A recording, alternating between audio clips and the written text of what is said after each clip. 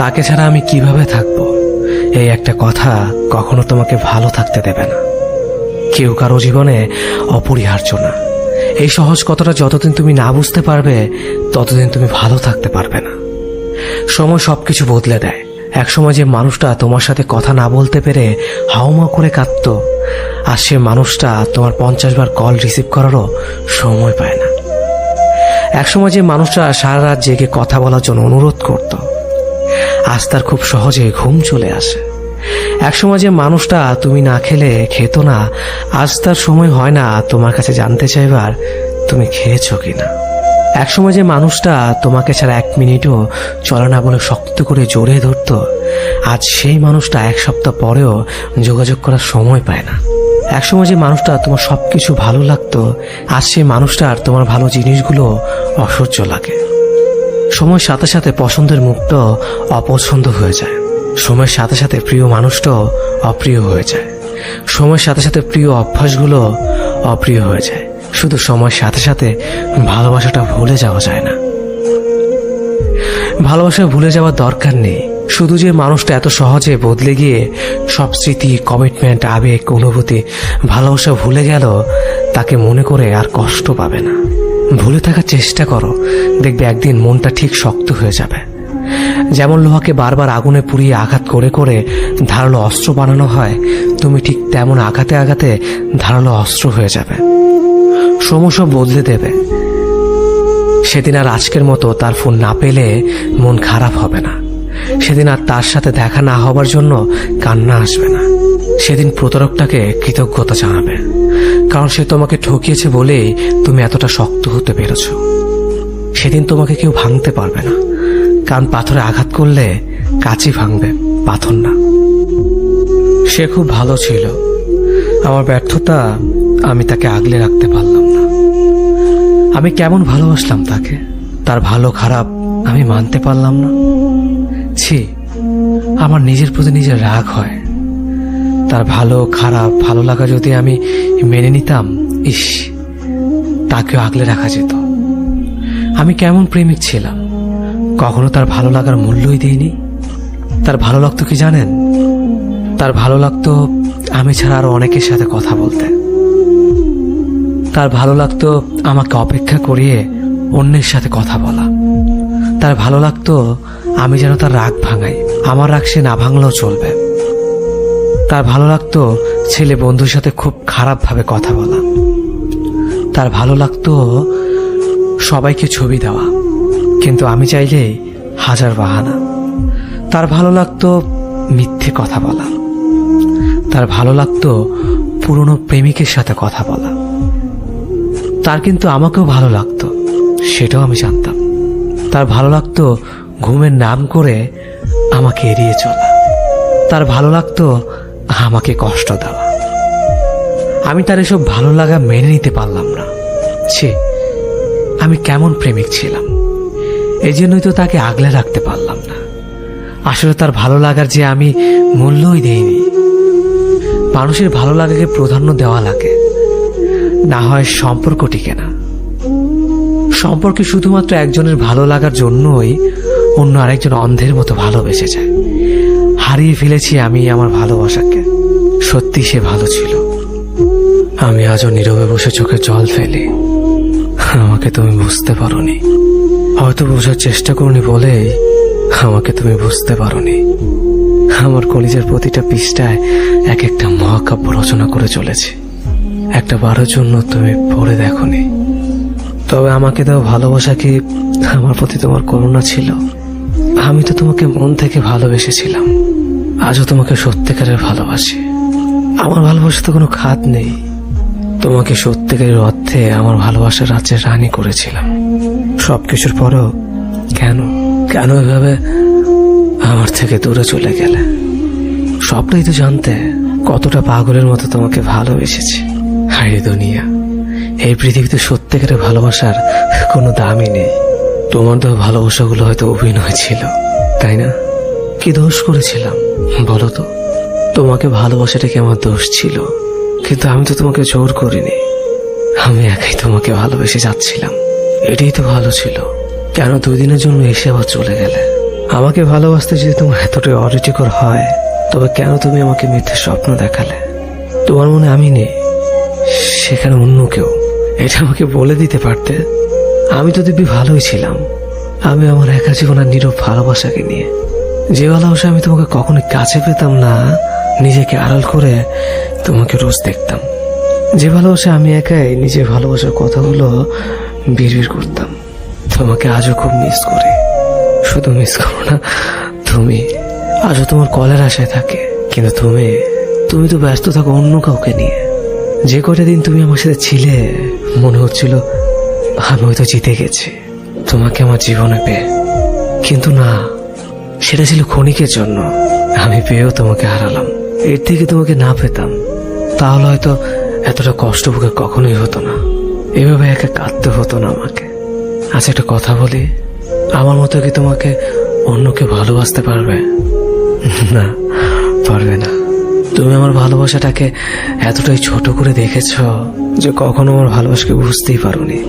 শেষবারের মতো একটা কথা বলবো, কে তোমাকে আমার থেকে এত বেশি ভালোবাসে? কার জন্য তুমি আমাকে এভাবে কষ্ট দিচ্ছ? সুখে থাকো তুমি তাকে নিয়ে, আমি না হয় একাই তোমাকে ভালোবাসবো। সম্পর্ক যখন শুরু হয় তখন আমরা ভীষণ রকমের কেয়ারিং থাকি। সকালে ব্রেকফাস্ট থেকে ডিনার পর্যন্ত একজন অপরজনের খাবারের কথা মনে করিয়ে দেয়।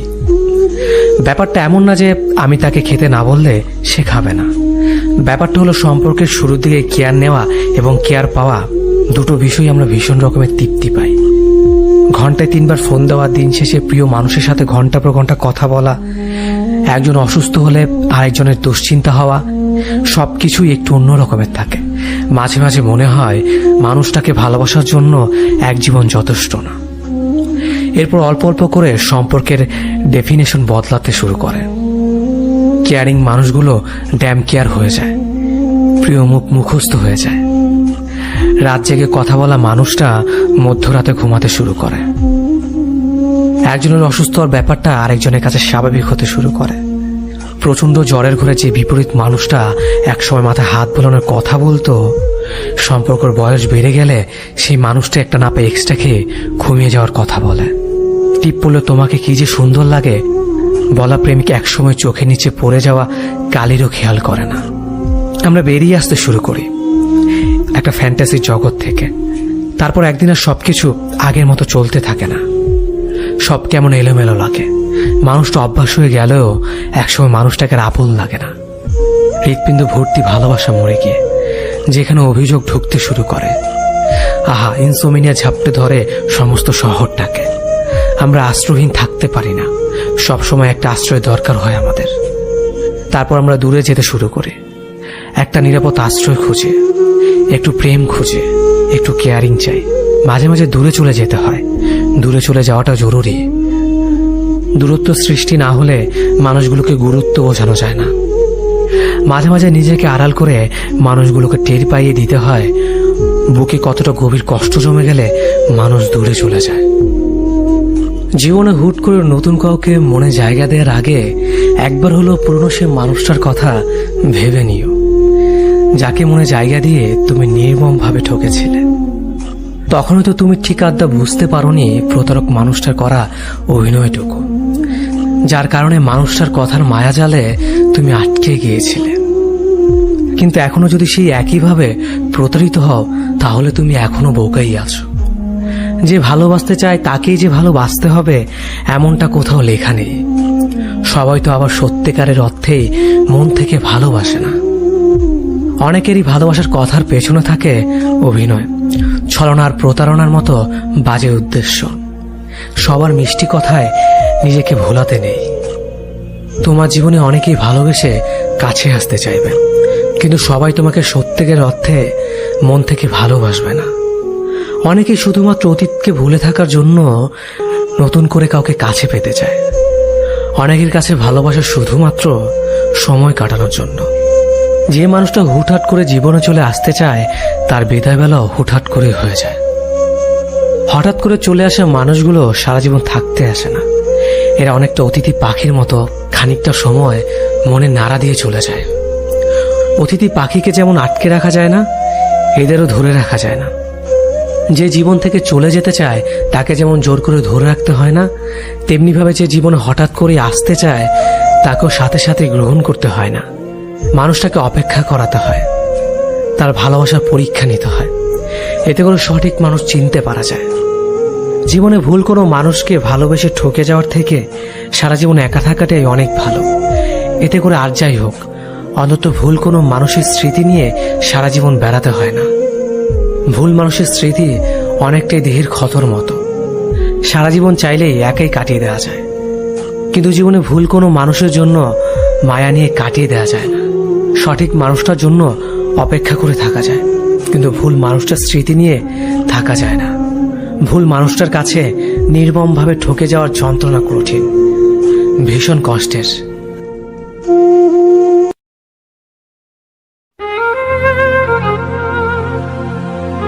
জানো, মাঝে মাঝে তোমার কথা মনে পড়লে খুব কষ্ট হয়,